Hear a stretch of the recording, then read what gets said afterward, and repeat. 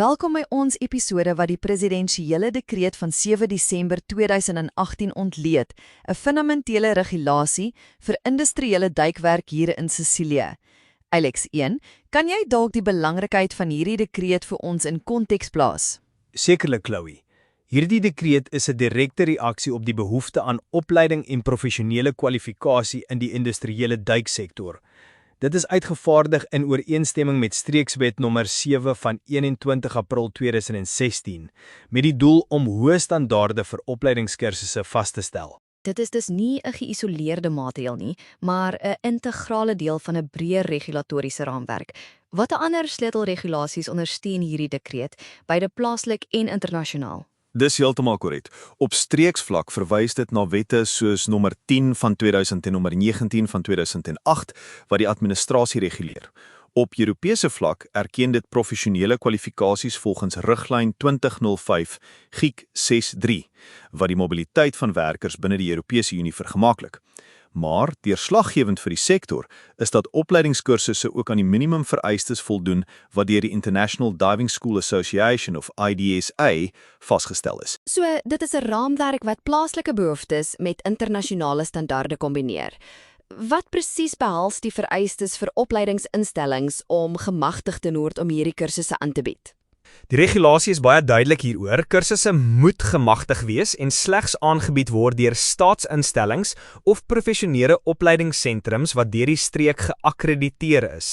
Hulle moet die minimum internasionale onderrigstandaarde volg, veral met betrekking tot duiktye en wateraktiwiteite.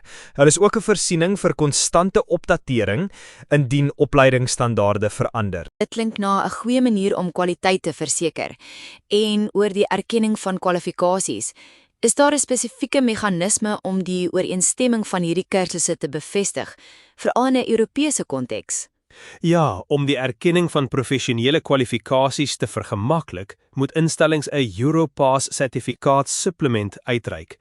Hierdie dokument bevestig dat die opleidingskursusse aan die geldende regulasies voldoen, wat dan die validering van hierdie vaardighede op nasionaal en Europese vlak vereenvoudig. Nog 'n interessante aspek wat die dekreet noem, is die instelling van 'n telematiese repertorium, 'n digitale register. Dit klink ambisieus. Wat is die hooffunksie daarvan en hoe gaan dit in die praktyk werk?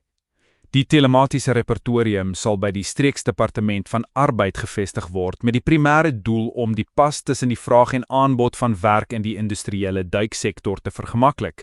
Dit sal bestuur word deur hulpbronne en strukture wat deur die direkteur-generaal van die departement geïdentifiseer word en sal feitelik uitsluitlik aanlyn funksioneer. Fisiese papierdokumente is slegs vir baie spesifieke prosedures gereserveer.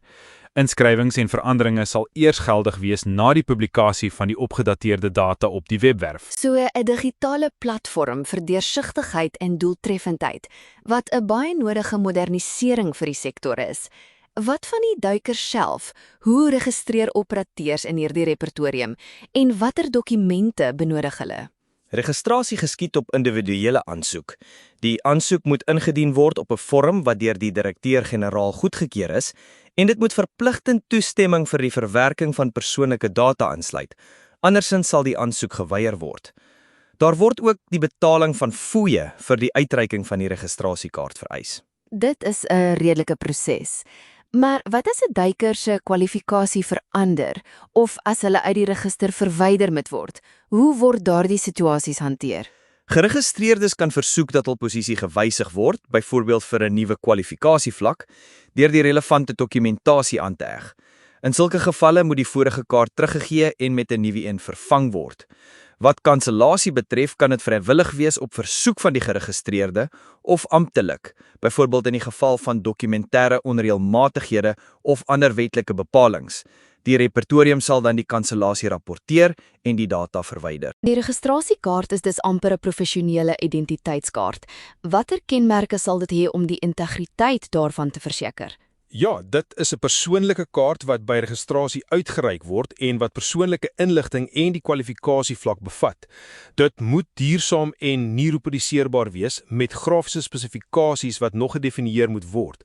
In geval van verlies kan die geregistreerde 'n duplikaat aanvra, ook teen betaling van die nodige fooi.